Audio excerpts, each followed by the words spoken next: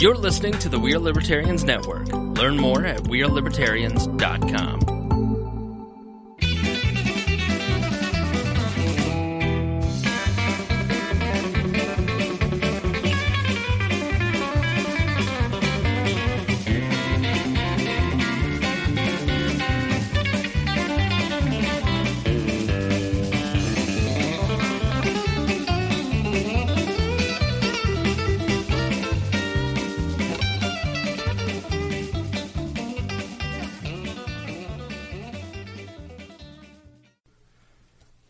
Welcome to the Boss Hog of Liberty podcast on the We Are Libertarians Network. I'm your host, Jeremiah Morrell. As always, I'm joined by our co-host, Dakota Davis. Our show is about our lives in rural Indiana. This is a show about folks who are interested in politics. We promise our episodes are going to be a fun and easy listen. We interview people who are influencers, elected officials, political experts, and folks that we just find interesting. As Dakota provides some extra background noise on the show, we have two guests today. It's a kind of a surprise change-up. Unfortunately, we had advertised Mike Kreider last week. They had a family emergency, so we're going to catch up with Mike again in the future. And since it's a Wednesday and Clay has to go do the church thing, as I said in chat, and got criticized for, we've got two very capable backup hosts. We have Danny Morrell making his third return appearance in the fourth chair. Welcome, Danny. I'm back again. Thanks for the invite. That's right. Yeah, and you had like 24 hours notice. The last time you came on the show, I think you had literally, you decided you were coming on the show while we were on the show. Yeah, I had nothing better to do, and I'll put on pants. And you had to jump a fence to get here. Yeah, there that you was go. intense. Yeah. With a gun. Yeah. So, and then in the third chair, as you're watching on the premium YouTube feed or on the Facebook Live, you can see Danny's You can see Danny in profile in the black and white. Does it really highlight my receding hairline? It does. It gives you the hairline and the color. Gray-haired, balding, 40-year-old individual. And then This is Jeremiah's younger brother. my baby brother. And then we have Clay. Man, this is the way it's going to go. We have Kade Koger. We've mentioned him nearly as much as we mentioned Darren Jacobs. I've been on the majority of episodes. You I've have. mentioned. So welcome. Thank you. You are one of Dakota's very best friends. Yeah. Even though you met yesterday for the very first time. And today we determined that you're actually blood relations. Yeah. Yeah, So- that's true. Dakota is a Koger. Yep, my mother's maiden name is Koger. And we were talking, it was funny, before the show we were talking downstairs, like wondering if we were related. I was like, yeah, Jeremiah, make sure you introduce him as my fourth cousin. And I texted my mom and asked her if we were related to the L&K Kogers. And she said, actually, Kent is my fourth cousin. Yeah. So you're fifth cousins. Yeah. Or fourth once removed, or Whatever that means. whatever the math is. So, but we probably need to have Cade go ahead and do the purity test like you took, and we'll get the real answer. Yeah. Then we'll know. We'll know for sure. So this week, Dakota and I have hung out a ridiculous amount already, and it's just going to keep going. This is wedding week in the Davis household, so we're going to take a week off next week because I can't get in the house to get to the studio, and it's a holiday week anyway. But Dakota will be abandoning our 40-degree temperatures for something much, much warmer. Yes. You'll be. But, however, my sister and Audrey's younger sister will be at the house. Oh, will they? Yes. With So- my 90-pound German Shepherd, so nobody try to break in.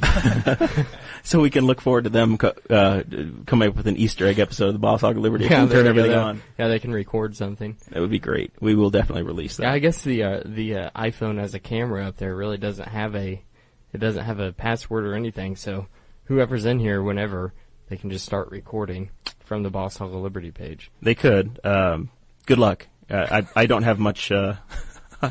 Good luck. I wish them well to try to figure it all out. I'm barely hanging on, and we've been doing this since last winter. Yeah. There was snow on the ground when we started, and we've seen snow fly again. So this is an anniversary of sorts for the show. You guys have grown fast, though. I've listened from the beginning. And Yeah. it's come a long way. It took off like surprisingly fast. Yeah. Like it started out as something that I wasn't even sure I really wanted to do, and then like 3 months later, I'm investing money in building a studio in my guest bedroom. Yep. And here we are. It's impressive, though. I like it. Well, we're glad you're here, and Man, we've still got lots and lots of great things in the pipeline. The guest list over the next few weeks is fantastic, and I'm really looking forward to the shows we're going to have. Some fun, and then of course more of the political guest as well. So something for everybody. In this last week, Dakota and I we alluded to it last week on the show. We were going to go hunting down in I guess southeastern Indiana, the Brookville area. Yep. And we went. We did. And what went wrong? All right, so it was your first time hunting. Very first time. And I think that it's like a rule of nature or of God that, and maybe, I don't know, it might be like one of God's laws, like it's something that, like it is dictated from the top down, like as high as you can go, that if you go hunting for the first time ever, you will not see anything. That's just how it goes. It's like, that's nature. But anyway, we start walking out into the woods, and it's, like I said, like I was telling Kate, it's 300 or 400 yards. So we're walking into the woods, and there's like a huge cedar thicket, like cedar trees everywhere, and we're making all kinds of noise. I'm leading us to the clearing that I always hunt in. There's like an old tree stand, very nice place, and we start walking back there, and we see the shape of a man on a log, right? Sitting. Yeah, very sitting still. on a log. But he's in like a nylon raincoat, and he's facing away from us. So I look at Jeremiah, and I'm like, is that a dummy? You know, because he's not 40 yards away from us. And we had just talked about people that stuff dummies and leave them out for months and months at a time in the woods. Yeah, I'm like, maybe this has to just be a dummy. There's no hunter orange or anything. We can't see any kind of hunting gear, nothing. So we're standing there talking, and we keep walking closer, right? Yeah. And we get to probably 15 yards away, and we're just talking in our regular voices. We're not trying to be quiet or whisper anything. We're not trying to sneak up behind anybody, being as loud as possible. Nobody ever turns around, and I'm like, okay, so that was me stepping quietly. Yeah. I was doing the best I could. It's like a bull in a china shop. Take me to the woods and just listen to me breathe. Yeah, play paintball with him. It's great. So we get, like 20 yards away. We were right up on him. Yeah. And he never turns around. So I'm convinced at this point, I'm like, yeah, this is just a straw dummy and some old junk rain jacket. And then I see a Red Bull can. And I was like, that's weird. Dummies like to party. I guess. He wasn't flying, though. So, no wings. And we get up behind him, and so I just say, excuse me, sir. And this man turns around. Oops. Terrifies me, because I was convinced he's a dummy. Terrifies me. And goes, are you guys hunting? No. Just walking through the woods with rifles. Here's your sign. Yeah. He probably thought we were DNR there to check on him, and he didn't have the right clothes on, so he was freaked out too. Yeah, probably. Did he have camouflage? He was all camouflaged. What yeah. type of camouflage was it? Because it wasn't working. If you guys saw it. Well, he blended in decently, but our eagle eye vision, we worked it out. You guys were in tune. Our hunter instinct. I was deeply in tune with the nature. Yep, with my primitive side. I was channeling my ancestors the way that they do in Assassin's Creed. Of course, immediately I feel shamed. Are you guys hunting? Yes, we're hunting squirrel, sir. Which I'm sure on the hierarchy of what you're hunting in the woods, the guy that's out there with a bow and he's bow hunting versus, I mean, I bow hunt too, and like, I just have so much more fun hunting squirrel than sitting there for hours on end because, typically with squirrel hunting, the woods we were in is a little bit different because it's so thick, so you don't really want to move around that much. So, but typically with squirrel hunting, Jaron, you'll realize this whenever we head up to Wilbur Wright here in a couple weeks. You stay in one spot for maybe 20 minutes, and then you just get up and move. Mm-hmm. Like that, if you don't see something within 20 minutes, then that spot's dead. So you're going to the next spot, and that's what makes squirrel hunting appealing to me, because whenever I'm deer hunting, I'm up in a tree stand, and I'm sitting there for 3, 4, 5 hours in the cold with nothing to do, and I don't want my phone battery to go dead, so I'm trying to conserve that as much as I can. Sometimes I take a book, but then I feel like I miss everything whenever I get really into my book. So it's just, I I don't know. I enjoy it in the sense that it's nice for like the first hour and a half to just be out there and it's quiet. You're not thinking about nothing except for the sound. Yeah. But then after that, I start getting stir crazy.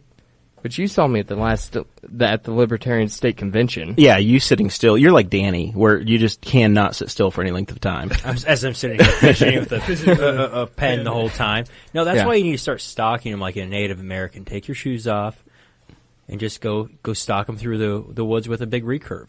Yeah, that's what, I actually had a boss that used to make his own longbows and hunt with those, and I always admired him for that. Successful? Yeah, that's it. That's like, awesome. This dude, his name was Brian, and he was the real life Ron Swanson, like in every sense of the word. Like, there's just no other way to put it. Such a cool guy. And he was successful. He made his own longbows, and I'm not sure if he crafted his arrows, but they looked like it. But that could just be a standard longbow arrow, because I'm not educated enough to know.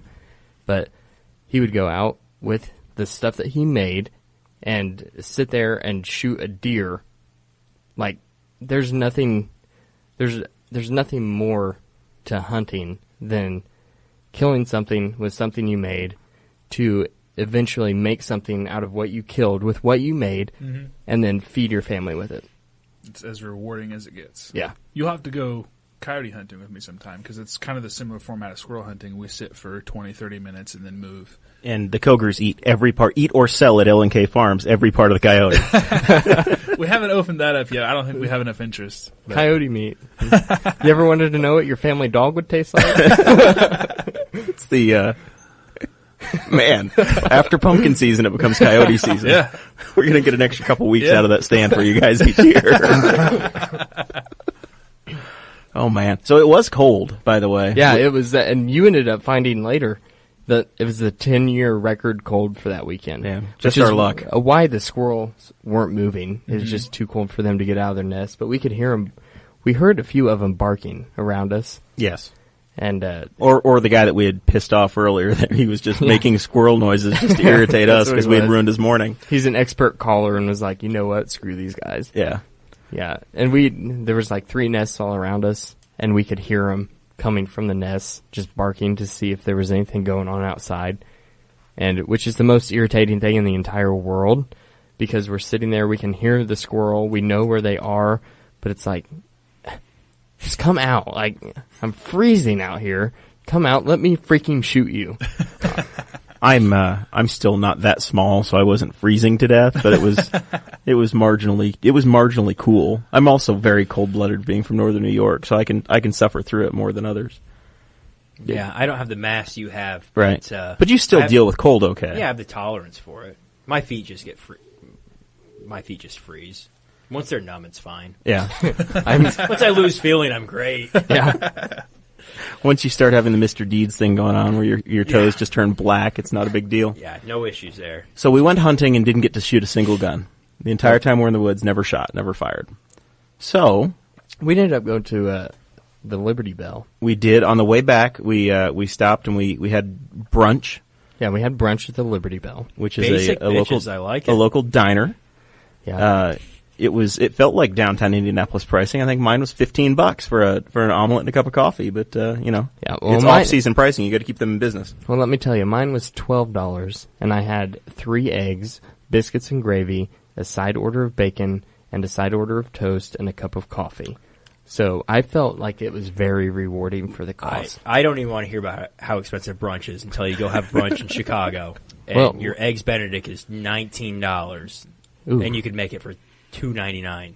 Yeah, that seems a little bit pricey. Kade, because I'm not doing this potato or bread thing, every time somebody goes to breakfast with me, they get like half of my food. I'm like, what kind of toast do you want? I just look at whoever I'm with. Do you want white or wheat toast? Yeah. That's what I want. What kind of potatoes do you want? Well, I don't know. It's up to you. That's a great benefit to dating a vegetarian, which I do. It sounds terrible in theory, like, oh, God, she's never going to eat meat. But anytime you go out and there's meat attached to her meal, you get twice the meat. So that's a big have benefit. Bacon and sausage. Exactly. That's a beautiful thing. Yeah. Does she still eat eggs? Yes. She does because still she's eat not eggs. a vegan. So cheese, eggs, she's not crazy. Right. He's just a pain in the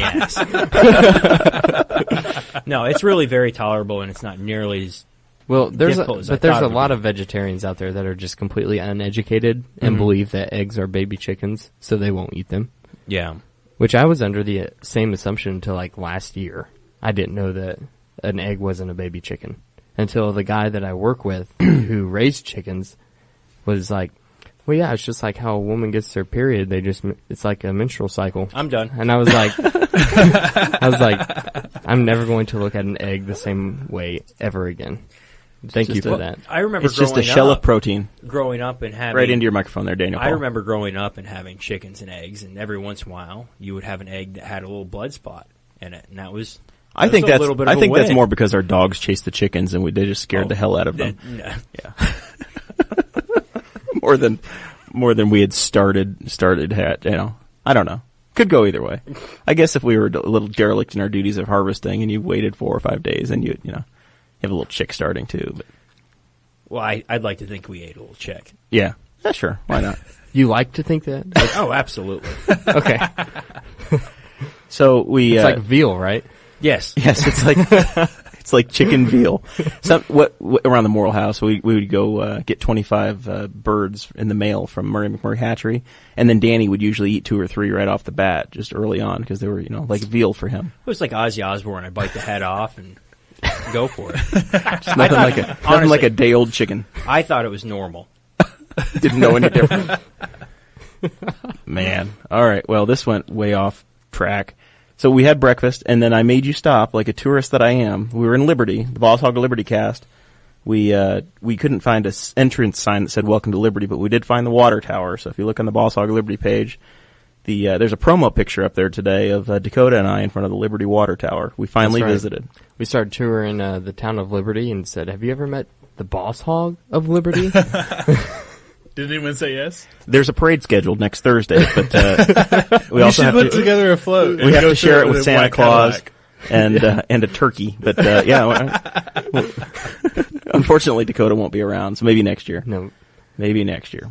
So we couldn't shoot anything on our big hunting trip. No, So we didn't even get to fire the gun that I diligently sighted in the night before. we got bailed out on somebody letting us shoot, and that's where Kade comes into the story. Yep. You struck up a conversation, and I self-invited myself. Not really. It wasn't even a conversation. I just Kade and I are friends on Facebook, but like we said, we'd never met before. So Kade makes a status where he's like, anybody want to come and shoot on my range tomorrow? And I was like, shooting guns? Turning money into noise? Count me in. And so I just messaged Jeremiah. I was like, hey, you want to go to Kade Koger's tomorrow and shoot guns since we didn't get to on Friday? Yeah. And he's like, After work would be great. Like, sounds great. So I was like, hey, Kade, we're going to be coming to your house. And Danny happens to be the next door neighbor, or very close, living out in the Westwood area of Henry County that he does. It's as close to his next door neighbor as you have. He's 2 doors down, 3 doors down, like the song. I like him more than my next door neighbors, to be honest. Yeah. So yeah, I would say it's a crime that we haven't met and been close enough to be friends right until now. Well, Yeah. because I probably met you when I was 15 years old, Through 4-H but, and stuff, yeah. but we've never hung out since. We'll honk and wave and exchange pleasantries and say, we should probably hang out with that guy. Yeah. But yeah, yesterday was the first day, so it's great. There you go. Yeah. Well, and then Kade, so yeah, this is the way this one worked. Cade's older brother, Corey, and I were in 4-H together. I hate that guy. And then all week it's been, that person's related to Kade too. Literally half of this community is related to Kade one way or another. Yeah. We figured out in the last day, they're all his relation. So even Dakota wants to run, has been pitching the idea of running for office, and we figured out that he'll be running against Cade's kin, so he's going to have a tough decision to make for the city council race next year. Well, I guess technically that would be mine, too. That would be your family too, yeah. Phew, Man, that's a tough decision to make. it's like Hatfields and McCoys around here. So we did stop by the Koger residence yesterday, and he's got a great range with all kinds of targets set up for pistols, and he's got the appropriate dirt mound set up, and you're set for rifles. You got about 100-yard range, or you can come much closer for pistols. And the first thing we did is Dakota has a muzzle loader that he'd purchased, and he'd never used it before. Yeah. So what the hell is a muzzle loader? Well, I bought the muzzleloader last year. I'd never hunted with one, never shot one before. But basically, you hear liberals all the time. The old argument. All they had is a musket. The founding fathers didn't envision this technology. All they had is a musket. Well, technically, my modern day musket, the muzzleloader, is not a firearm. So your rules do not apply to me, Mr. Big Government. So I bought it last year. I'd heard all kinds of crazy stories about people shooting deer from 150 yards away with a muzzleloader, and I'm like, how is that even possible? This is 248 yards is my longest kill with a muzzleloader. 248, and that's a kill. Yep. Yeah. See, that's crazy. Yep. And so I was like, you know what? I'd really like to get one of these. And the guy I work with happened to have one for sale, and he sold it to me for $75. And I was like, you know what? I'll just get this one. And if I decide that I want one, then it'll be time to upgrade. Mm-hmm. So I got that one. Never shot it all winter long. Didn't have time to go hunting last year with the new job and everything. So then Kate invited us, and I was like, this is the golden opportunity, because no indoor range is going to allow a muzzleloader because they produce a lot of smoke. It's a musket. And luckily, I've hunted with muzzleloaders since I was about 10, 12 years old. Yeah, so around there. You showed me the ropes. So, yeah. Taught me what I was doing, which I'm eternally grateful for. That's right. It's not that complicated. Obviously, an 8 or a 10-year-old can do it. It's pretty simple. But you've got to have a blasting cap, and you have to make sure you're literally loading everything through the front. So it's a single shot. You drop down you got a couple your grains of black powder, your pellets, your pellets, and then your projectile goes in front there, and it's is it 50 caliber? Yeah, 50 caliber. Yep. And is that standard, or you could be anything? You can get a 45 caliber, and they still make 46 and 54 caliber and kind of the older things like that. But the standard nowadays is normally 50 caliber. It's a half of an inch. Yep. Yeah. Yep. I have a cap and ball revolver. Mm-hmm. That would be really fun to take over and play with sometime. Yeah. And I have the little die to make your own balls as well. You can cast your own lead balls. Yeah, exactly. Yeah. So it'd be fun to get over there and kind of toy around with sometime. Yeah, absolutely. Yeah. So we shot that. I brought my .357 Magnum, my one weapon that I have. First time I've shot that in probably 4 years. You always go, holy crap, that thing's loud. That was very loud. Yeah, it's a fun gun though. And then Dakota, you had a pistol you brought along. Yeah, I had my Taurus LCP that I brought along. It was a good gun. Very inaccurate though. Super inaccurate. Yeah, I will say that. They're made to shoot from me to you. Yeah. With your eyes closed. That's kind of the problem with those small guns. They're really hard to hold the way that you need to hold them. You better be able to stab the person if you're going to be able to shoot them. Yeah. That's the range. At the distance we were shooting, I was happy. I hit the target about half to 3/4 of the time with the .357, so I feel like that's going to do the job. If I get 5 shots like that and 3 or 4 of them hit, I feel pretty good. Yeah. I'm all right. Things could change under stress, though. That's true. It could have to keep practicing. Yeah. So, and then Kade had a handful of different things that we shot. You carry a Ruger. Is it a 9? I carry a Glock 17. I'm sorry, Glock 17. Mm-hmm. Okay. Yep. And then there were a couple others that we fired from the rifle range. Yep. I have it's an AR-9, so it's a 9mm AR-15, and it takes Glock mags, so it goes nice with my Glock 17 because you can use the same magazines. That gun was lot of fun. It's a pretty shoot. sweet little gun to play with. Yeah, that was awesome. Yeah. I like it a lot. I had a lot of fun with that one because it's got a short barrel. It's got an 8-inch barrel, yep. correct? It's an SBR, so yep. And then you had the suppressor that was on the end of it. Mm-hmm. So that's 2 strikes on that gun that had to be federally regulated, and you had to be you're on some kind of a watch list now, right? Yeah, somewhat. Yeah, it is like a 14-month wait to get both of those stamps in for that gun. I mean, use the short barrel and then to own the suppressor itself, I had to go through a little bit of paperwork and some fees, and they basically sold my rights back to me. Yeah. So yeah. And see, that's so surprising to me. Like, I feel like the people who are writing these laws have never fired a gun like that has a suppressor on it. And so you find a lot of laws and the way that they have things set up that are it's just ridiculous. The way that they have things classified and what you have to go through to get things done. Like today, I had to go pick up an upper, and legally for it to not be a rifle, it has to have at least a 16-inch barrel. And I prefer shorter as far as that goes for this type of rifle. To qualify as a rifle? Yeah. And not a handgun? Yes. Okay. So I had to have a muzzle device pinned. It was a 14.5-inch barrel, and I had to have it pinned and welded so that technically it is a 16-inch barrel since it's permanently attached. It's just small things. Yeah, like and that it's you not have to even go it's through. not even like it's a barrel. Like it's open, right? Yeah. Like Yeah. It's just a simple It's just a extension. flash. Yeah, suppressor on it, yeah, right, it's just essentially. it's just a flash hider, and it just has a quick detach device for a suppressor. So, and what was that on? AR-15, An AR. Mm-hmm. What does AR stand for? Armalite rifle. Okay, They're- not assault rifle. No, just not so at we're all. clear. Yep, not at all. All Yeah, right. Common Yeah, misconception. We hear that a lot in the media. Yeah, because Armalite made the. They were the first folks to make that weapon. So Yep. And then everybody can copy anything when it's that old, I guess. Same thing as your AKs or whatever. You can, Yep. you can make that. Anybody can make that weapon if they want to. Pretty much. Yep. Which is what you did with the other one, right? The AK that I have. Yeah. And that's it's what, custom. AK is what Assassins.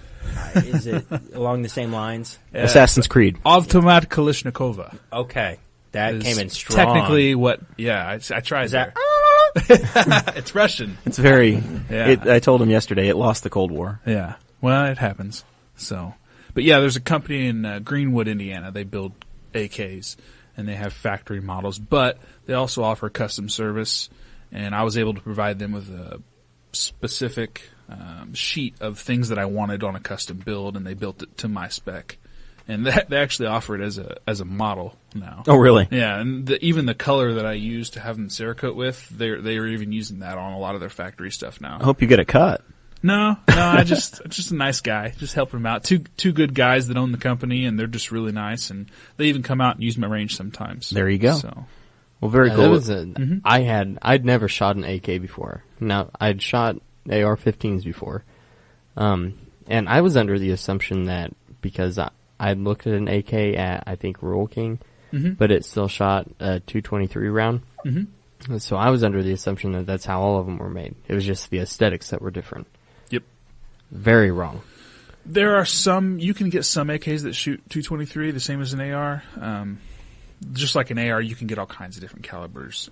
You can run an AK in 223. What mine was that you shot yesterday was a 7.62 by 39. Yeah, that's what I about figured. that's By about 39? about the Okay. standard. Yeah, so it's like a short 308 basically. You can get a 5.45. It's closer to a 223, but it's kind of the Russian variant of a 223. Okay. And that's nice too, but the ammo's kind of hard to find. So. Yeah, but it tends to be a fairly cheap round, the Yeah. 5.45, and you can get the ARs chambered in that too, which makes it Yeah, you can Pretty buy you nice. can buy a 1,000-round case for like $100, $170, $160 right now. So, Oh, So you're wow, at yeah. 18 cents or 17 cents a Yeah, shot, yep. a bit roughly. yep. I was once again. I don't want to brag, but I hit my target every single time with the AR. So I feel good. Mm-hmm. When the time comes, and Yeah. I'm given one of Cade's guns that's perfectly sighted in and ready to go, and they're not moving. Set up and they're rugged, right? Yeah, You exactly. can throw them across the range. I and watched it you literally throw a gun and pick it doesn't right hurt. back up. No big deal. doesn't hurt them. Yeah, Yep. You did, yeah. That right was out of Die Hard.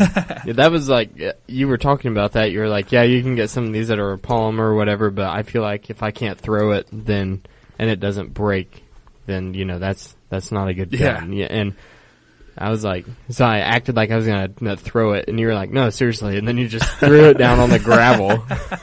He's like a 7-year-old having a tantrum. No, what really? It happens. I It mean, just didn't go in the mud. It went in the gravel. Sometimes you just drop your gun when you're running, and if it's not going to hold up to that, why own it? Yeah, So, I and a understand lot of that. guys just have trouble throwing the gun they just spent a lot of money on the ground. But if you're going to use it to hunt or fight with, yeah. it's got to be dependable. no So matter what. this weekend, are you in the woods? Yep, definitely. This is opening. Is it opening weekend? Is this weekend, right? Yes. For shotgun or for rifle? Are you going to be Saturday. out there? Are you going to miss my reception for hunting? I might come in for that, but I kind of planned on staying out pretty long. I don't really have anything going on that day. Dakota. I thought that you were going to be out there as an Uber driver. Working for tips. Yeah. I do have my chauffeur's license. Do you really? Yeah. So you could have driven us in a limo? We didn't have to rent out anybody? Yeah, it's not too late. Oh, man. Well, we already have got somebody paid and lined up. Have you ever fired anyone? I have that not. hard. I can't say that I have. And I'm the limo driver on the return trip back to the airport. So Yeah, it's gonna either be you or fun. Sarah. It just depends on how which drunk. which one of us is competent. But Yeah. it'll be a good time. How much vodka and club soda is Jeremiah going to bring to the reception? I won't drink that much. I probably won't. Where's your reception? At a Whitetail Tree Farm. Oh, that's right. Up in the northern part of Henry County, Springport area, Yeah. south of Luray. If you if you get your official Indiana map out, and you really care. So Saturday is opening day of deer season. It's Dakota's wedding day. So you're the one guy that's getting married on that day. Horrible planning. It's just a way to really show my love. There's just going to be That's As a sacrifice. we're gonna hear just gunshots in all of the woods all day long, All around. all around. Yes, Yes. It's just going to be. It's a true shotgun wedding. Well, see, I figured it didn't really matter because typical shotgun season is 3 weeks. Mike Broyles wants to know if he can crash whitetail. It depends upon the gift he brings, I would imagine, right? I mean, Yeah, it just depends on if the you gift. crash, you need to bring in a commensurate gift, Mike. Yeah. And I know you can impress Dakota, so we can It really find does a way not to make say- it happen. Like, Kay brought in a wrinkled L&K Farms sign, and I was like, I was excited. It's the like, greatest thing hey, ever. this is awesome. It does not take much to impress me, so we'll just keep that in mind. Well, Cade. as is tradition, guests bring gifts around here, Yep. and we got one from Cade. So, Short notice, that's all I could find. hey, you're a 25-hour guest, so we're going to take it. Third string for the show. Will a 6-pack do? Kate, It have to be. What kind of beer do you need? If you're gonna bring a 6-pack, bring me a 6-pack of Bell's Two-Hearted Ale. Rex Bell's. He wants to bring PBR. Bring PBR. It has to be in 3-ounce bottles so that he can take it on the plane. Yeah. Little mini bottles. At least I'll just drink it on the way to the airport. Sure. Just Why not? shotgun them. Why Just not? shotgun them in the vehicle on the way there. It's like a 2-minute car drive, but it'll be all right. That'll work. Kate, I've already had a machine shop let me know that they're willing to work on any customizations you're looking for. Okay, cool. My buddy Alan Miglerini, Who's at- watching live right now? Yeah, American Awesome. Precision Services Yeah. said that he would be happy to Right into help that you microphone, out. Danny. Great. So Okay. Straight on into that microphone, buddy. Third-time guest. We expect high standards from you now. yeah, well, You- third time's the charm. You got to graduate. I don't understand. Dakota's I'm making closer than adjustments. anyone else, and I'm talking above a normal level. Well, the problem is you have to be aiming at the little label that's on the microphone. Yep. These I are think- very directional mics. I think it might be some brotherly trolling here. Yeah. I think you might Yeah, have your, definitely. I your think mic Danny set up a knows. little He funny. just doesn't know how to. He right. can't keep it in. Kate, his did you short-term ever issues. listen to the recap of one of Jeremiah's parties where Jeremiah got toasted one night and Danny decided that he was going to leave because Jeremiah was trashing his house? No. So if no one's listened to this episode, if you have, please ignore. But long story short, Danny got irritated because we were trashing. This is Dakota's favorite story. Yeah, it is. I tell it everywhere I go. Like, we're out, and Jeremiah and I will be out to eat somewhere, and the waitress will come by, and she'll say, "Have a good evening." And I said, "Hey, let me tell you a real quick story." Let me tell you a story about my friend Jerry. Yeah. So he, pretty much, Danny is irritated because we are trashing Jeremiah's house. Okay, so I'm here And- to defend myself. So we're gonna. You can go through your story, All right. and then I'm gonna have a rebuttal. We'll see if I get it right, because I'm pretty sure I do. And you say, "Jeremiah, you're trashing your house, and I'm getting tired. It's time for me to go home." What was Jeremiah doing when this was going on? Well, he was trashing his entertaining house. home. Like, he was trashing his house. I will agree to that. I was helping in the process of trashing Jeremiah's house. Like, there's no secret to it. Like, that's exactly what happened. But it was, the funny part is what happened after you decided you were going to leave. So when I was like, Jer, let's pull this stuff back together. He was literally throwing beverages from the patio into his home. I'm all for a good time, but like this makes no sense. I think they were empties. No, because I was getting hit by liquid. And Sarah's just sitting on the couch looking at me like something must be done. And I was like, I'll jump in and try to help out. And then I get ridiculed for being a party pooper. Yeah, and Jeremiah grabs his brother. And look at the size difference between these two men. Jeremiah overpowers Danny. Shocking, really. Okay, to be fair, he approached me from the rear. He did. He came up from behind him and said, "No, the party is not over yet."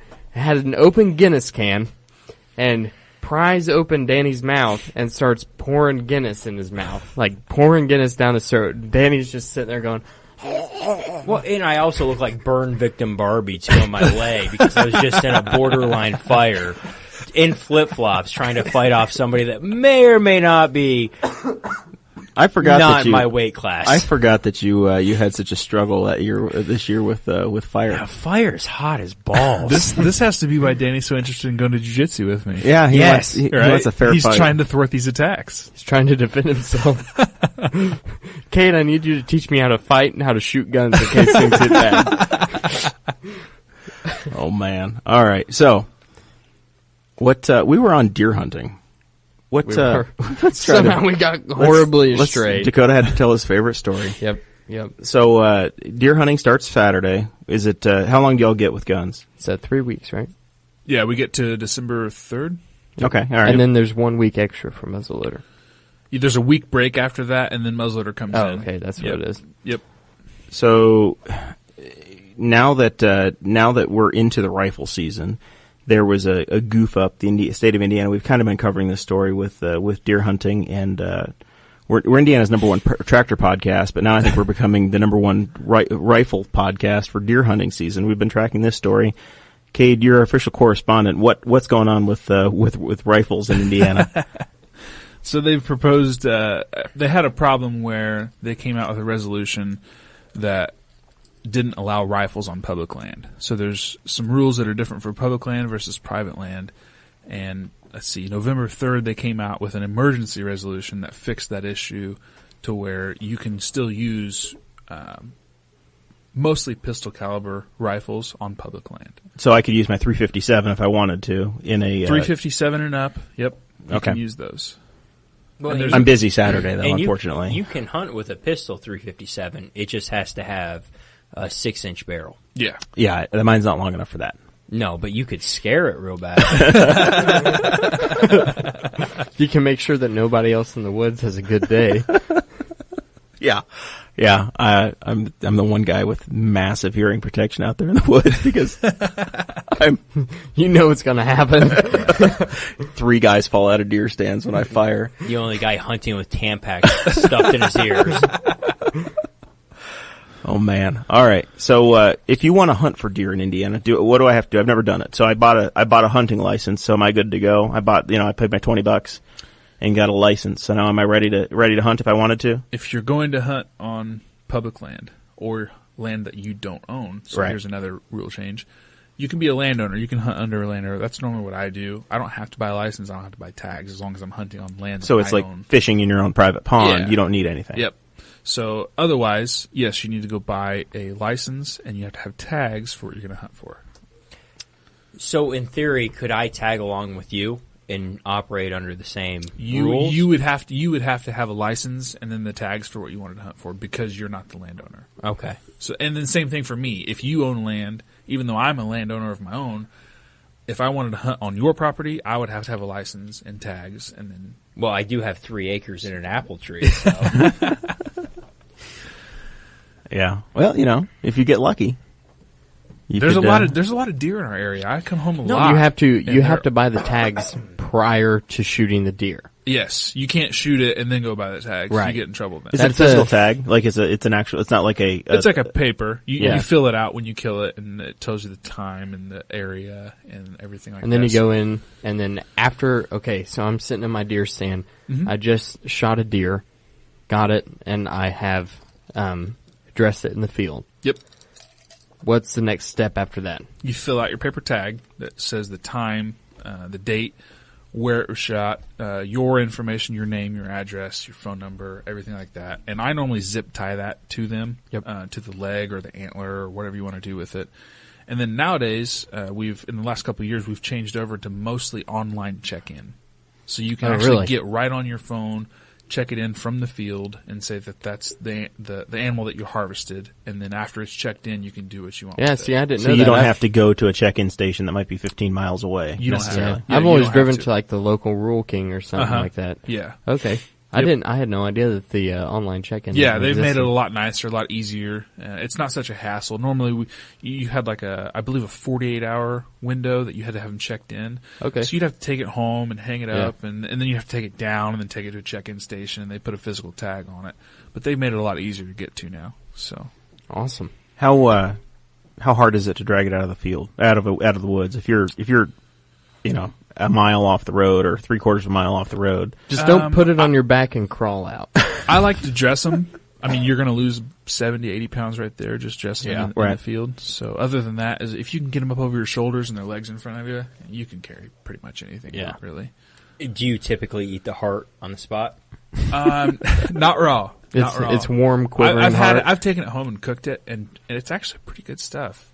If you know how to cook it and prepare it, it's just another muscle. It's like a Should be steak. lean. Yeah. What's the process in cooking a heart? There's all kinds of different recipes and stuff you can do. You can cook it just like a steak. You can do anything you can do just about anything you would with any other type of meat that you cook. So I'm being ridiculed. I'm picking on again. Danny. You're speaking over the top of your mic, so you need to lift your microphone stand up a little bit. He keeps doing one of these numbers. He's like gophering up. Like that'll work. There it is. That's going to be perfect. Now he's Yeah. got it. Great setup, guys. Thanks for helping me out here. This is episode 30. Every guest has adjusted their microphone as they wanted to, and he shows up and he's like, "This is terrible. Why are you picking on me?" that is a great joke that we play on people that we take hunting with us, though. Chase Hauser. Yeah. I took him out and we got him his first deer kill. And we convinced him in the field that it was good luck if you ate a piece of the heart. And so we cut off a piece and had him eat a piece of the heart in the field. It's hilarious. Yeah. He usually your friend. He's a good sport. He's a good sport. So you're related to Chase, too. Yep. Okay. Yep. 80% of the town. I think he's just not related to Danny and I think that's it. That's it, yeah. We're We're neighbors. It's close enough. Yeah, I'm very comfortable with it. I think this relationship's going to blossom now. Yeah.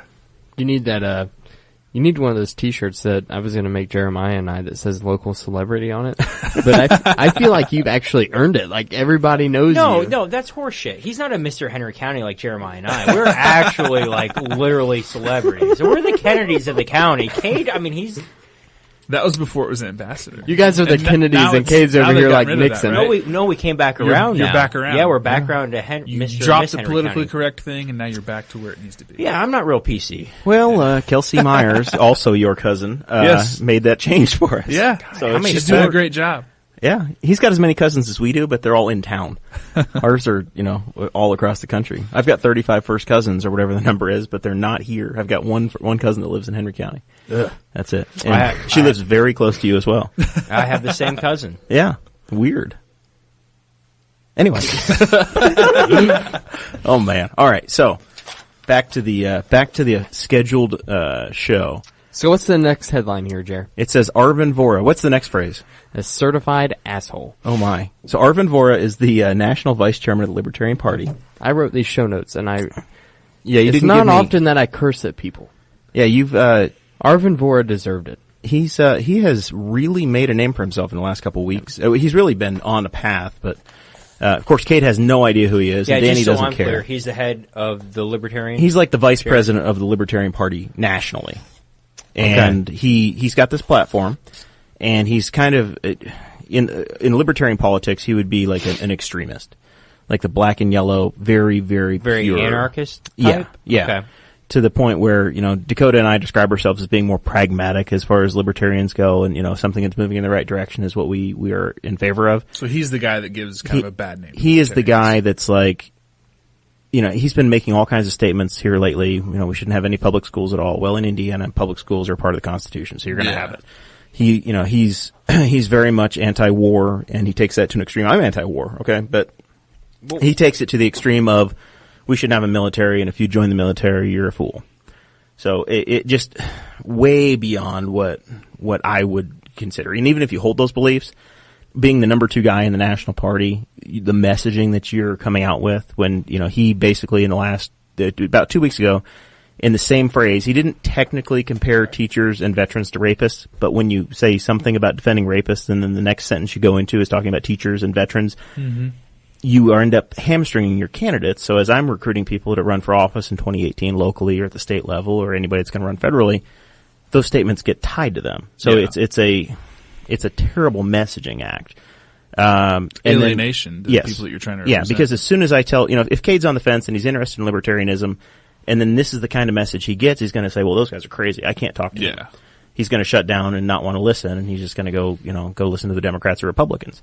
So in Indiana, we have, I don't think I'd ever listen to the 35% of the people take a straight ticket vote anyway. So those are voters we're not going to get. So every undecided voter is very important. Somebody's going to split their ticket. Yeah, and see, back to what he said, talking about the rapist thing. Basically, what Arvin said was, it was in quotes. It's like, guys, we shouldn't count out rapists and murderers. We should still try to get their votes. This is what you guys all sound like when you talk about trying to recruit public school teachers and military members. So basically, like, he wasn't actively comparing a teacher to a rapist. I understand that. I'm able to make the logical conclusion, but what does that look like? Because, he basically did. Like, if you sit there and look at it, he said rapists and murderers, and then the very next sentence he said teachers and military members. So then this weekend was Veterans Day. Friday was the anniversary of the Marine Corps founding, and then Saturday was Veterans Day. And his Veterans Day message was, "Well, you tried." To all the recruits that joined the Army or the National Guard or the Marines or Navy or whichever branch you're into. So at that point, I was pretty well triggered. That was what he said Friday. Luckily, we had a state central committee meeting of the Libertarian Party of Indiana on Saturday. I don't often say luckily we had a meeting, but luckily we had a meeting. So I was able to draft some language that I put before the state committee for the Libertarian Party, and basically it was a rebuke of Mr. Vohra, asking him to resign, saying, this is damaging to our candidates. We have a record of actually winning races and being very relevant in Indiana. And at that point, he decided. So the state basically unanimously adopted the resolution, called for his resignation, and we moved forward. So, but then of course that triggered Mr. Vohra. Yeah, he got super triggered, and basically this is what he said. I'll just read it. I'm not going to try to summarize it. I'll read part of it anyway, the part that pertains to us. He got triggered, decided to post some things on Facebook about us, and he said, because we should probably also note here that Mr. Vohra attended our Indiana State Libertarian Convention last year. He was a special guest at the time. He was one of the featured speakers at the state convention. Yeah. And he said, at a Libertarian convention that I recently attended, there was a chair's debate. An audience member asked something to the effect of, if you could make one Libertarian change to a current law and it couldn't be about marijuana, what would it be?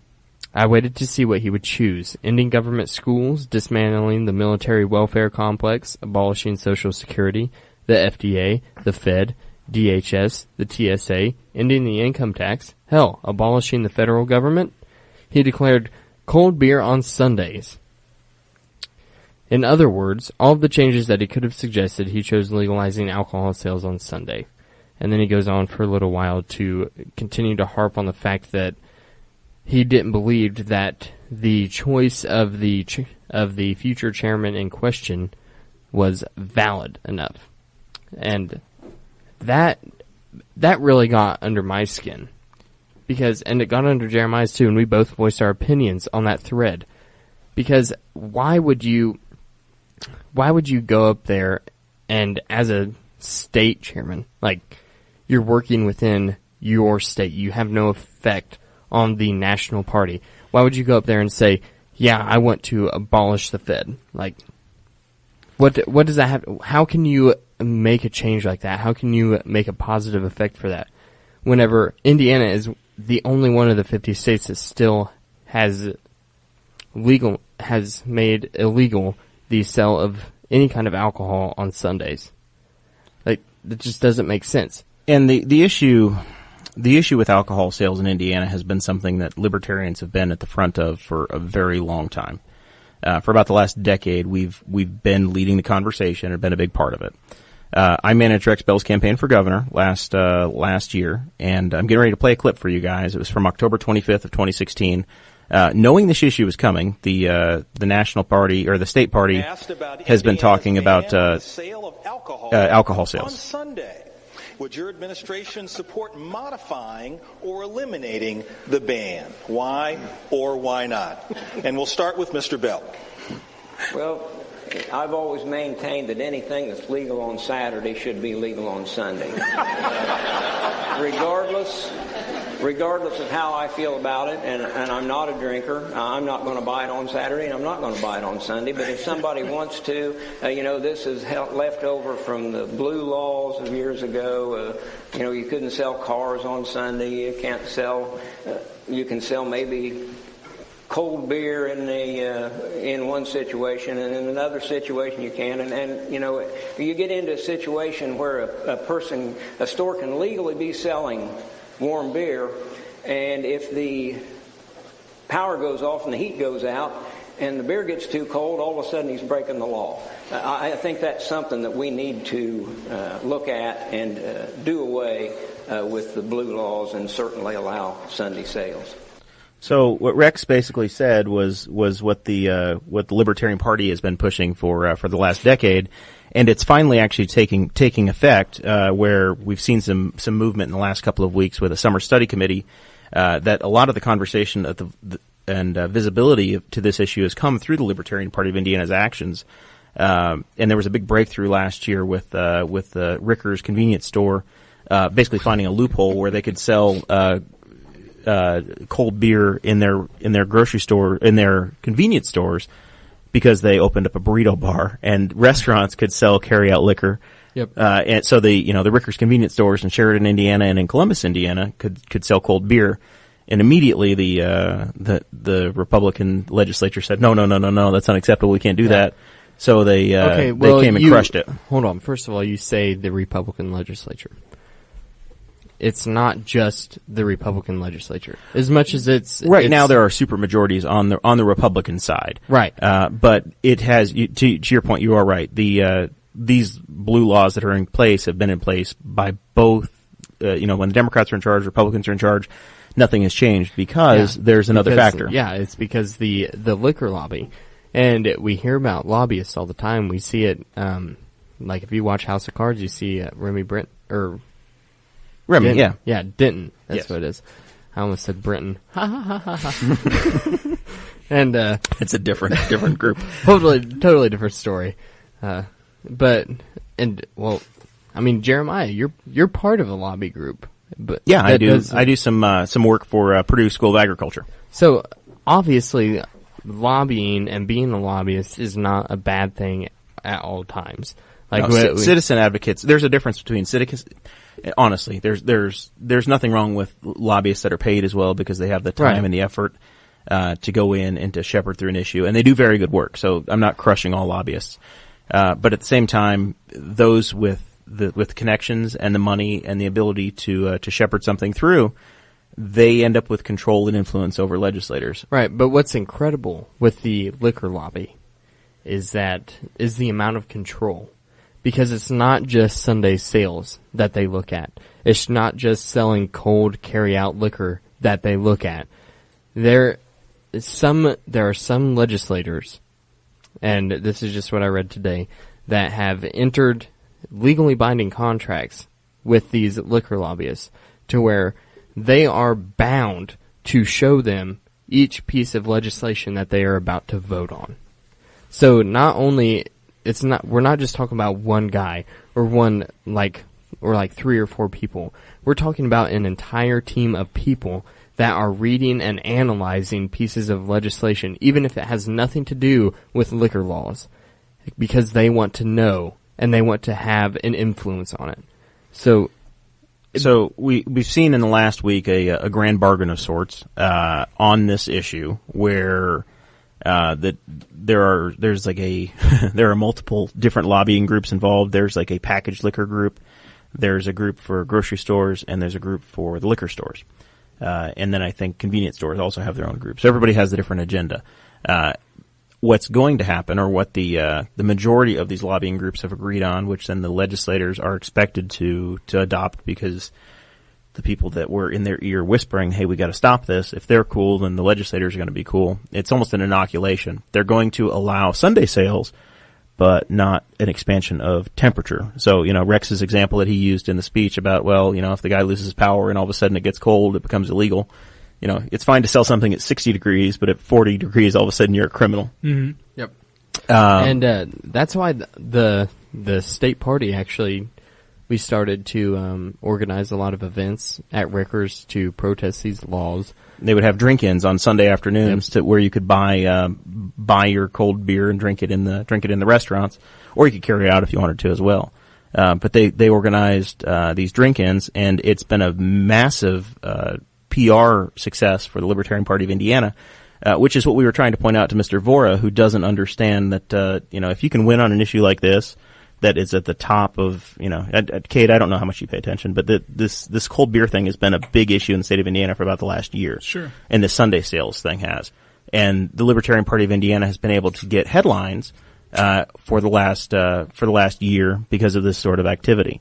So when you have a national chairman that's, or a national vice chairman that's criticizing your efforts, once again, it cuts you off at the knees. So, just an interesting time and an interesting fight, and it's basically just out of spite that this has come back at them. In this conversation, how does the brewery factor into it, or as far as your mindset, where you can go buy a growler, have it filled up, and brought it home? Sure. Yeah, I think a growler fill at a brewery is something you probably will still be able to do no matter what.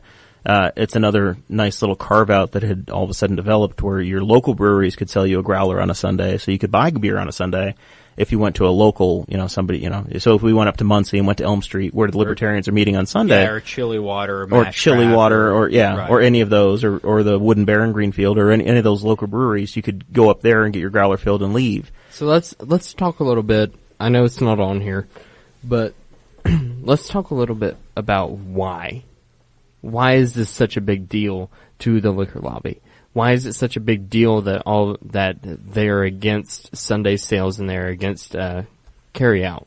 Everybody has their turf they're defending. Right. So if you are a liquor store, you can't sell soda. There's certain products that you're just not allowed to sell. So cold soda. Yeah, I guess you're allowed to fountain soda. Right. And they are protected to where they could sell. They're the only ones that were allowed to sell cold beer Monday to Saturday.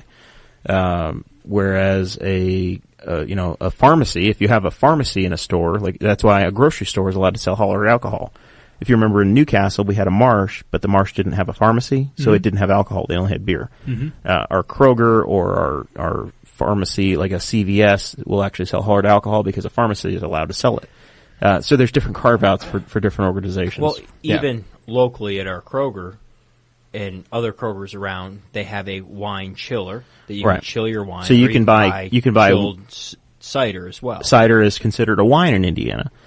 So then that is something that you can actually buy cold. Once again, it's just arbitrary, and none of it makes any sense. None of it's supposed to make any sense. It's because you're dealing with laws that were passed in the 1930s and during Prohibition or just post-Prohibition, and then everybody sets their business up around it. So then you hire lobbyists to do your bidding to try to keep your share. You can't just decide. L&K can't decide that you guys want to start selling hard cider slushies. You would need to have some sort of a permit. Yep. And then in Indiana, you have a one-way, two-way, or a three-way permit that says you can sell beer, or you can sell alcohol, or you can sell all, the combination. Yeah, but and then you have to bid on those permits. But the deal with all of this is that the liquor lobby knows the stats.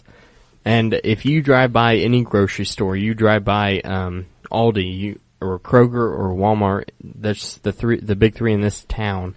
You drive by them any other day of the week, the parking lot's not that bad. You're going to find a good place to park, and you're going to get in and out fairly easily. On a Sunday, right around 12:30, 1 o'clock, whenever you try to go to Kroger, what happens? The parking lot is packed. You can't find a place to park, and you can't find a freaking cart to save your life, and you're going in there. The lines are super long, and that's everywhere. I wonder if I can buy hard alcohol on ClickList. I was just bragging about ClickList today. I wonder if I can buy hard alcohol that way too and skip the lines. Yeah, probably. You wouldn't get as much judgment that way. They would have to have a 21-year-old bring it out to your car, though. Yeah. Once again, we've covered tipping. Would they have to consider it a convenience store at that point? I don't know. That's pretty convenient. It is very convenient, but it's a convenience store with a pharmacy. I used ClickList today. I was done with my grocery shopping in 5 minutes, but I don't carry a lot of cash. Today I had like $2 on me, so it was just a shameful amount. And the guy comes back up to me after I've done my transaction, and he's like, "Well, you've got everything you need." And he's, waving at me. Just like, lingering. Yeah, just lingering. And Man. I didn't tip. I did a Dakota, and I didn't tip today. People who don't tip, am I right? Yeah, I know. I don't know. Cade, have you used the ClickList? Not yet. Not yet. Well, Not yet. bring $5. Be ready. It's because they'll wait around. All right. I think you should. They're providing a service. Yeah. And you should tip on something like that. I suppose you should. It just didn't occur to me until You're a until DB. until he stood there like a bellhop looking for his little something. Did he have his hand out? No, but it was close. It was close. say, I felt bad. Here, son, have a piece of gum for all your trouble.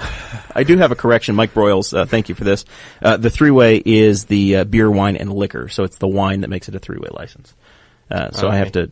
I think the third in there would be would probably be the hard alcohol. So yeah, I mean, my liquor. whole point was that the liquor lobby is terrified that whenever, I'm not even going to say if, when Sunday sales are legalized here in Indiana, it's going to kill every single bit of revenue that they have. Because instead of going to the liquor stores throughout the week, people are just going to pick it up in the grocery store while they're doing their weekly grocery shopping. That's those are the breaks. I mean, we wouldn't don't protect buggy whip manufacturers because we don't use buggy whips anymore. I know, I mean, that's the way a modern economy works. I mean, I go to liquor store whenever I buy beer, whenever I buy any kind of alcohol. Because they provide you a service. They have a better selection and a deeper selection and knowledge about the products you're going to buy. I mean, my favorite beer is Bell's Two Hearted. You're not going to find that at a grocery store. You're not going to find it at Walmart. And if you go to a convenience store, isn't it? It's more expensive there too, right? Right. Typically, because it's convenient. Yeah. You can pay $4 a gallon for milk at the Casey's, or you can pay $1.59 at Kroger, or probably $1.10 at Aldi if you want to go through there. But then you have the trade-off if there's one or two cashiers working. So it's just a whole lot of protectionism, and liquor and the Indiana Association of Beer and Liquor Retailers has such a death grip on this because ultimately they're scared. They're scared of what's going to happen whenever this deal goes through, and all of a sudden people are allowed to buy their alcohol at the grocery store instead of their little places. And they know that a lot of the little stores, like the one just right down the road from my house, is probably going to shut down. I mean, they don't have a lot of business to begin with. And whenever I can buy my beer at Kroger, on a Sunday, whenever I do my grocery shopping, of course they're going to suffer because then I'm not going to have to take another trip there on Monday to buy it for the week. Like, that's just how it goes. And that is the free market. You have to, at that point, they're going to have to figure something out. There's going to have to be innovation within their market to make sure that they survive. Mm-hmm. Well, some comments we have. Rick Irvine is making a great point about selection and the different sizes. If you go into your local liquor store, you might be able to find the same thing in 5 or 6 different sizes. Whereas, if you go to the Kroger, you might find it in 2. And then Gabby, I'm going to crush this name. Gabby Paolo wants to know what a buggy is. We probably have more buggies on the road in Henry County and Wayne County, Indiana, than most other areas do. Gabby's from Ohio. So. Okay. Well, Dark County over there, they still have the Amish too. It would be the little crop you would use to drive your horses and your horse and buggy. Your cousin is jealous. Kelsey Myers is jealous that Kade is in the celebrity seat. So I'm also jealous that Kade's in the celebrity seat, but whatever. Poor well, Danny. when Danny Danny's learns, never been. when Danny learns how to use the microphone, we'll let him have the celebrity seat. I think that I have like the doofus mic over They here. are It's the like exact Dunce same. Mic. I don't think. Let's trade. Let's go. See, that was the mic that I always used before, but it's got the special stand He's and it's pointing got at the Kade. different mic, and it. And So, then yet again- whenever we started having a guest, it was like, I guess the right thing to do is give them the one that's that- different. Give them the better one. You're welcome. Danny, do you really think that we give Kade the doofus mic? Is that the way we treat him? No, I think I had the doofus mic. No, I'm sorry, Clay. That's twice today. Struggling. You're in Clay's seat. Yeah, You're are keeping on it the struggle warm, bus. and Yes, you think we would I give him the think- doofus I think mic. Clay gets the doofus mic every time. You told me that in confidence, and I'm telling, like, I'm making it aware. releasing it to the world. Yeah, it's, Hey, don't say anything bad about Clay because I have to get my haircut there on Friday before the wedding. well, here's I got mine actually last week. Did not get my hair cut by Clay today. I Got it did. at Sports I Clip. did. I went in there and got it. I didn't have time. I went Sports Clips. Oh, that's a good I man. got a little massage. Hot that towel, included? shampoo, and she was super awkward and it was terrible the entire time. I didn't enjoy any of it. It was $22 plus tip. You didn't get the good conversation like you do with Clay. Yep. No. It's always a good I experience. just go in there and talk politics with him. Yeah. I'm serious. I've been in there like 2 hours after the haircut's done. Yeah, we had a pretty good little conversation today. I like talking to Clay. Did he? Did you tell him you're showing up on his program tonight? Yeah, he was congratulating me on my debut appearance. There you go. It's a very big deal. All right, so we've flogged this one to death. The last major point that Dakota had in our show notes that he prepares for us every week is that 61% of Hoosiers are now in support of Santa sales. I've also seen the number 70% issued on some stuff that's on the Libertarian Party of Indiana letterhead. We may be rounding up, I don't know, If but you- if it's over 60%, this is truly an inoculation. It's them trying to hold back anything they can. So that's why this is going to get passed. And they're going to hope they're good for a while. There's another point on here that I think is very important, and it's something that I talked about whenever I was on We Are Libertarians last week, is that libertarians, and this is the proof, are able to accomplish things through the state legislature, even though we're not elected. We're able to influence conversations, And influence I think, policies. And I think one of the biggest helps with that has been Rex Bell. Absolutely. Mm-hmm. So we played that clip from Rex, and the very next statement, the next person to speak was our current governor, Eric Holcomb, and he said, absolutely not. It's a controlled substance, and we have these rules. That attitude is changing, and it's taken 1 year from the date of that now this is an unmovable object that we expect to happen. And the candidacy of Rex, even though he may have only wound up with 4% of the vote, it really did influence the policy that we're seeing in Indiana, and it's one of the reasons why it's very important for us to run candidates. We win locally. A statewide race, with Rex or Lucy Brenton or even somebody like Rich Turvey who ran in the 6th District last time, that's a major lift to try to win a statewide race or even a congressional seat. But we have people elected to township boards, and I truly think that we're not that far off of winning a state representative seat at some point. But even if we don't, we do influence at a major level. Not as much influence as Kade had when, just before the Republican primary, he went out and terrorized one of his fields and wrote, is it Trump you wrote out in the field? Yeah, it was just Trump. And then you flew the drone? Yep, flew the drone up over it and got some good footage. And it went viral. Accidentally, yeah. Yeah. How many views did you have on that video? It went through so many different media outlets. I haven't gone through to just add them up, but by good estimation, it's somewhere around like 1.5 million views. That thought is it was- crazy. At least over 12, so. See, I was just messing around. Like, I thought, maybe 10 of my friends would be like, oh, that's hilarious. That's funny. I was really just trolling, and then it ended up enough people sent it to news in the media outlets that It fit the narrative. yeah, Yeah, I remember that. And by 10 o'clock next morning, I had Channel 8, Channel Fox. I had everybody calling. I had no idea who you were at that point. I'm just like, I just rolled my eyes and said, look what Kade did. That's hilarious. Well, and how do you respond to that? So you have the local state media contact you and say, wow, what were you thinking? And you're just like, well, I just gave him the story that after it came out that it was going to be between Trump and Hillary, I had to give my support to somebody, and at the time I just wasn't educated on the libertarian side, and And so I just kind of put it out there as a joke, and of course they got the story wrong as far as my information goes. They even screwed up my name and everything else. So Did they call you Corey Koger? no, they said I worked for L&K Produce, which is kind of a half truth, but they got everything kind of screwed up. I but am L&K Produce. the worst part was probably all the death threats that I got for it. That was always, You got death threats for it? Oh yeah. Yeah. Are you serious? Yeah, Did you get called a racist? Oh yeah. Yep. Oh, Nice. I'm a white guy, so I'm immediately Nice. racist. And you're So- bald, so... And the thing that was actually pretty cool about it is I actually took the time. I took the time out to go and talk to those people and say, "Hey, look, this isn't what it is. This isn't what you're saying it is." And the very vast majority of those people came back and was like, "Hey, thanks for replying. That's actually pretty cool that you went out of your, spent time to do that and explain everything to me." Well, And it is harvest time, and I'm in the sorry, tractor. I wished your death. They were actually pretty cool about it. I mean, Hey, no- I don't think they were expecting a response. I Hey, feel like what that's I the way said most about putting the people bullet are. in your head? Yeah. Never mind that. I'm probably the last guy to threaten that for. So.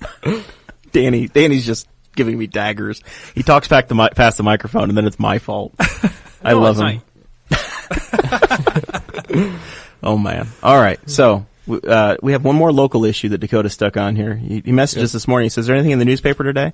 yeah, I said, okay, "Yeah." by the way, commissioners are being sued again. By the way, Courier Times, you accidentally threw a copy of Friday's paper on my door, and that was very irritating. You got tomorrow's paper today. Congratulations! Yeah, and like today of all days is like the most important day that I need to get the paper. When I'm preparing for the show, I need to know what's going on locally, and then I open it and I'm like, this is talking about large trash again.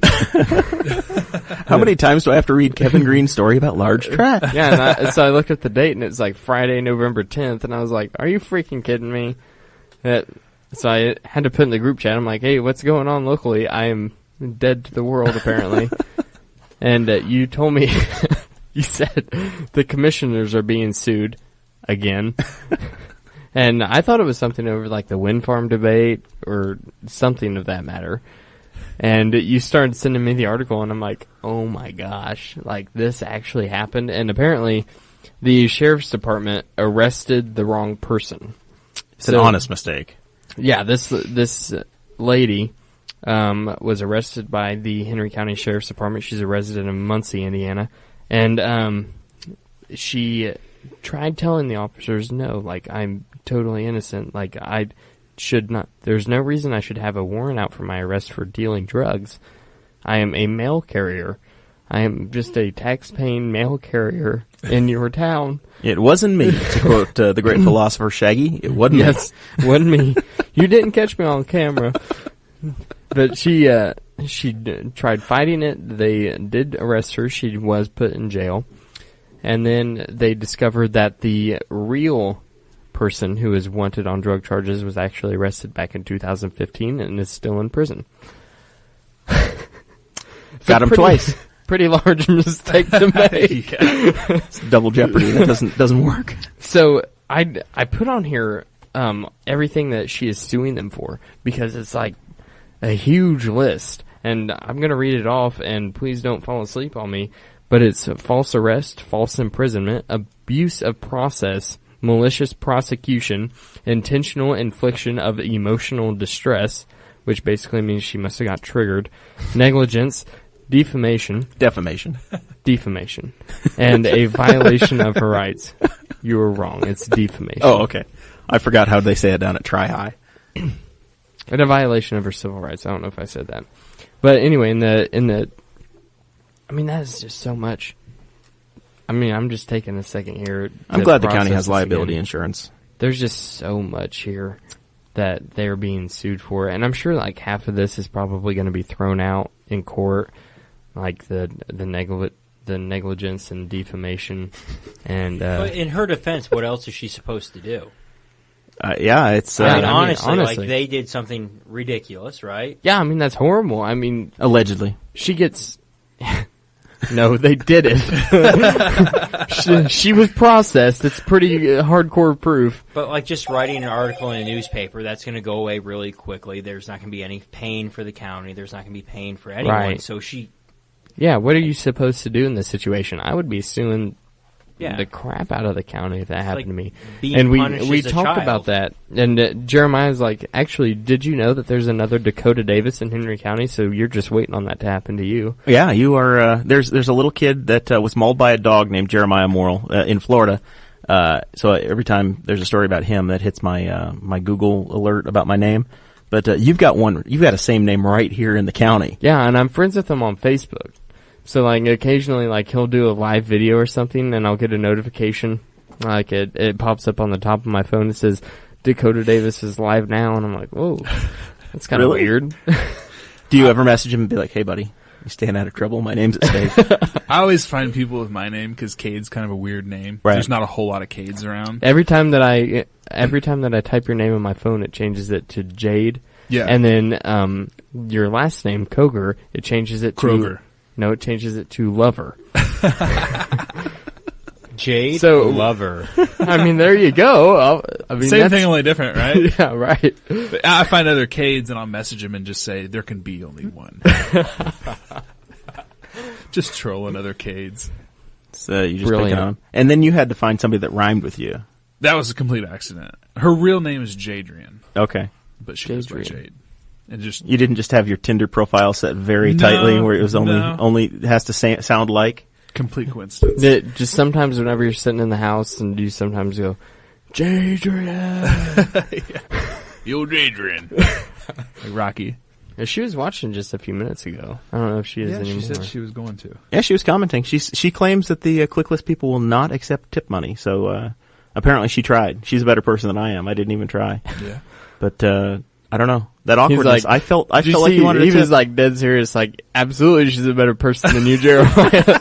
No doubt. No doubt. That's why I married her. All right. Well, we're at that point in the show, ladies and gentlemen. We're here for final thoughts. Danny, you're the third time fill in. What you got? Anything cool?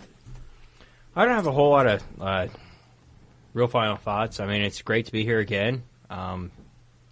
It's been a enjoyable time this evening, but Even though Jeremiah kept harassing you about getting up on your mic. yeah, it's been a lot of that so far. Maybe I'll get better. Maybe I'll get better for my fourth, but beyond that, no, it's been fun. I just hope everyone has a good week, has a great Thanksgiving, enjoys friends and family, and makes some great memories. I will be with none of my family. Oh, and I hope you have a Thanksgiving. wonderful honeymoon in Hawaii. Thanks. Are you going to take advantage of it and put out your Uber Light? And I invited you to a party at the house Wednesday night. He said, no, I'm going to be in Hawaii. I was like, oh, all right, we can go kiss my ass. But anyway, no, it's great. Go have fun with your family, enjoy the fall festivities. All right. Well, very good. If people want to follow Danny, do you want them to follow you on No. on the Twitter? Nope. DMAX Juice. That's not it. Danny Morrell, the official contributor to the Yeah, to the Dan Dockett show. I'm on Instagram, Facebook, and Twitter, none of which have anything interesting to follow. But you can find me under Danny Morrell or DP Morrell, pretty much at any of them. There we go. All right. Well, thanks for joining us, Danny. Mr. Koger, you made it. 30 episodes in, big landmark episode, and we got you finally. Yeah. You're one of the original listeners. We appreciate that. Mm-hmm. Been here since the beginning. That's awesome. Once upon a time it was we were doing these poolside and it was nice, and today we didn't see the sunshine all day. Yep. So that's the way it goes. You're done harvesting for the year. Yep, we got done this week. Done this week. All right. So you got anything you need to pitch? Any other final thoughts? Things that we needed to cover that we didn't, or just the floor is yours. So if there's an issue in Henry County you want to get into or a national thing, it's your time. No, just thanks for inviting me. I'm glad to be here, and it's been a blast. Really impressed by this studio. You guys did a really good job on it.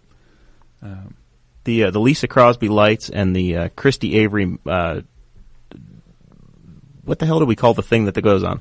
a tripod? It's an easel. the easel for our Sarah Potter phone over there. The tripod. I'm pretty Doesn't make sure the studio. that falls under defamation. That is probably defamation. Yes. The fancy easel. Homeschooled. I was homeschooled too, but I know not to call that an easel. I needed a word, whether it's the right one or not. All right. Well, very good, Cade. Man, I'm struggling. Mike Boros wants you to talk about windmills for a second. We can skip that for now. That's going to take a lot longer, more time than we have. I think. Next time, you just don't support the cancer-causing ones, right? No, Yeah. Only the ones that drive away the bees. Yeah. And not the ones that kill the birds and poison the groundwater and do all these horrible I heard things. they mess up your Wi-Fi. I don't know why, but I heard they screw up your Wi-Fi. Okay, but Wi-Fi causes cancer too, dang it. All these EMF signals are going through your house. Yeah. Don't you dare try to install a smart meter on my home. I would plant a windmill in my backyard in a second. Yeah. Because I want cancer. Just take up smoking. It's a lot cheaper. That's the fastest way to get it. Yeah. So, I don't know. Smoking's so much prove cheaper. them wrong that way. Yeah. Well, all right. Well, we almost avoided the 10,000-pound elephant in the county, but thanks, Mike. We appreciate that.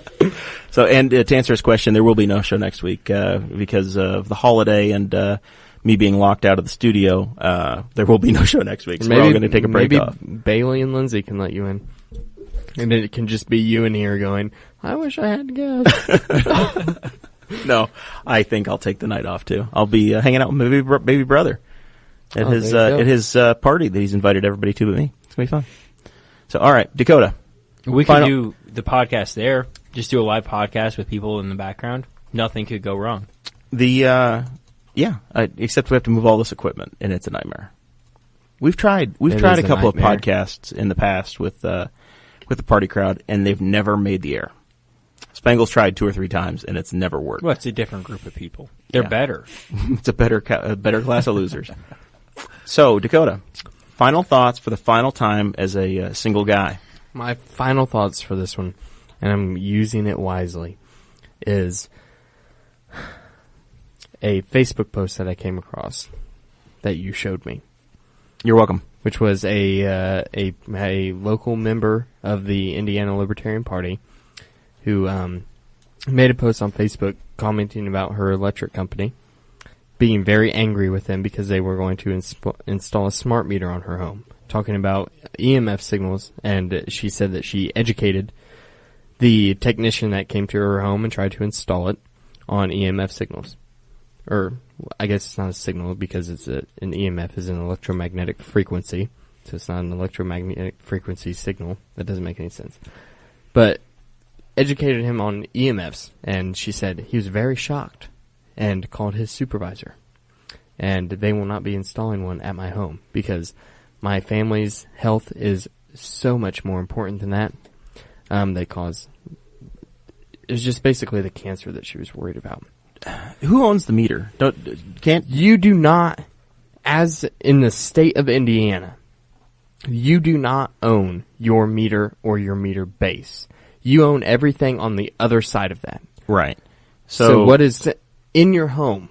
Right. You own. So the vendor can put on whatever they want to. Once they decide that they're not supporting that anymore, if you want to have electricity, they install whatever they want to, would be my understanding. Correct. Because I'm here to tell you right now, a smart meter is a digital meter. It allows people in whatever central office it is for your electric company to view your energy usage. They aren't going to slow it down without your permission.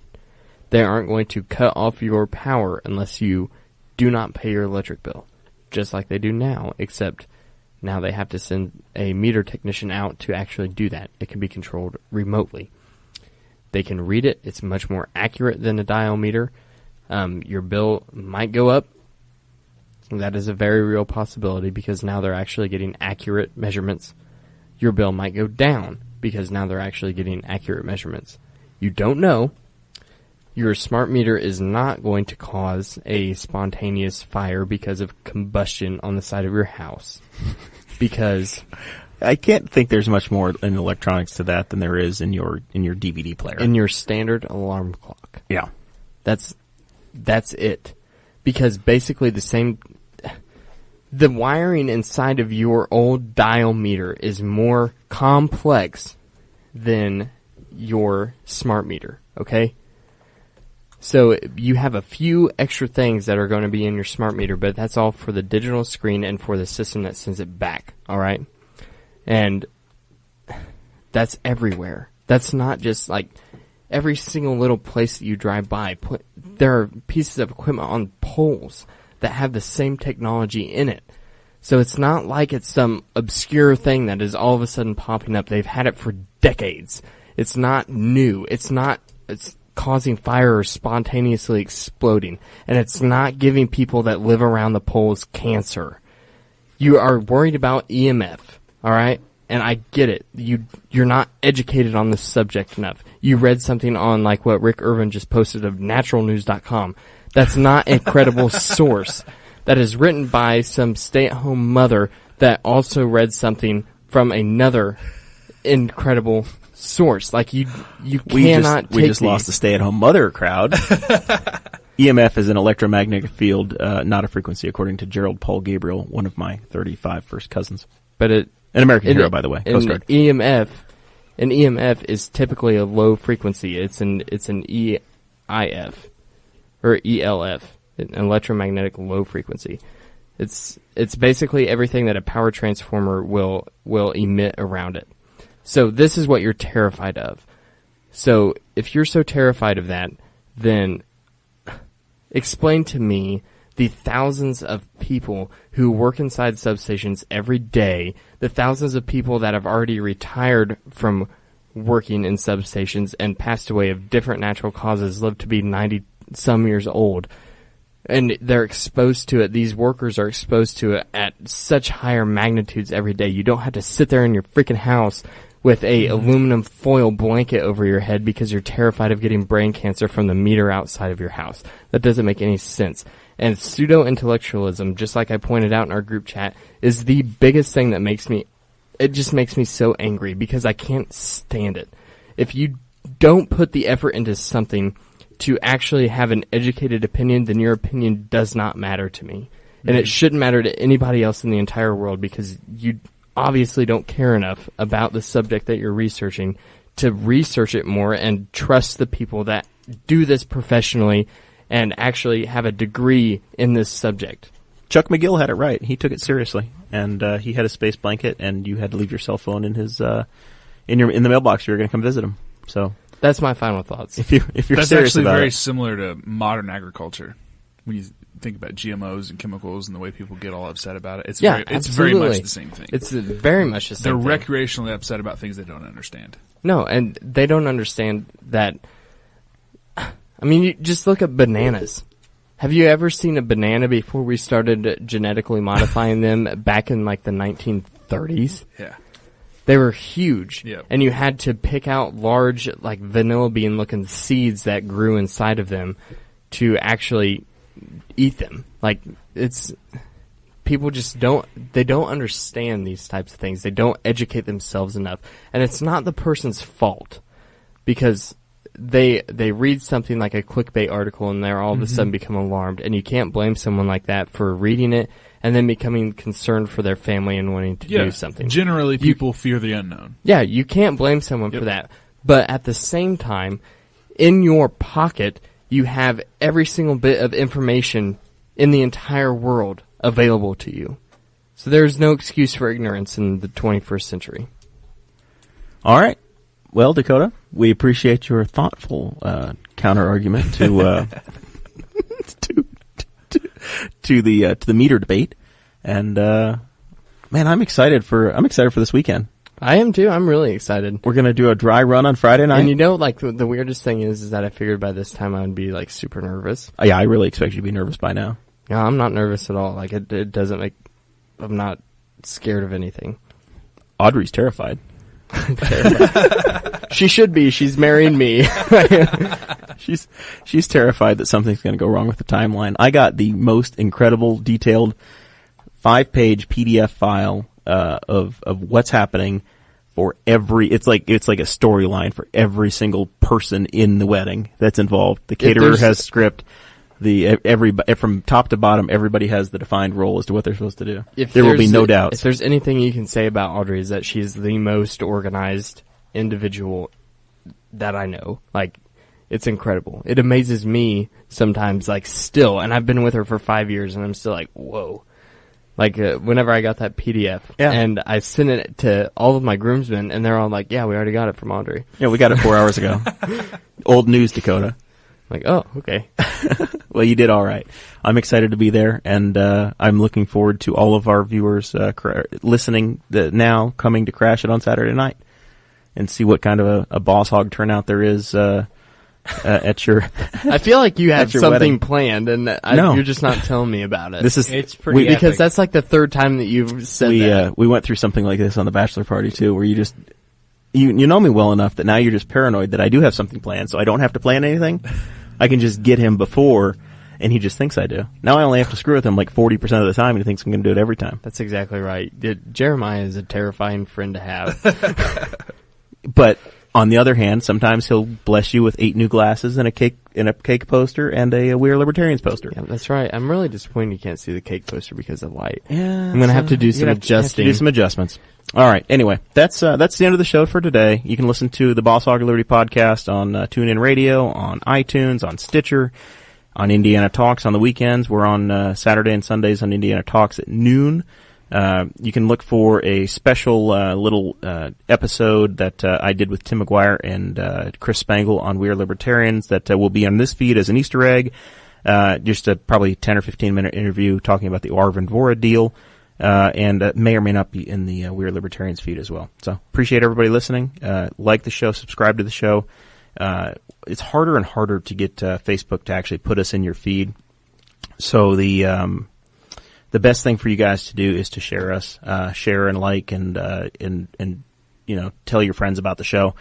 We actually tried to do a paid post on the not on the video, but on just the regular link to the show. And it wouldn't work this week. Facebook embargoed us for whatever reasons. They wouldn't take my money. It wasn't good enough for them. So the way we grow is through your help. So anyway, we'll see y'all in 2 weeks. No show next week. We'll be back on the 29th. Thank you for listening to the We Are Libertarians Network. Get our other shows at WeareLibertarians.com.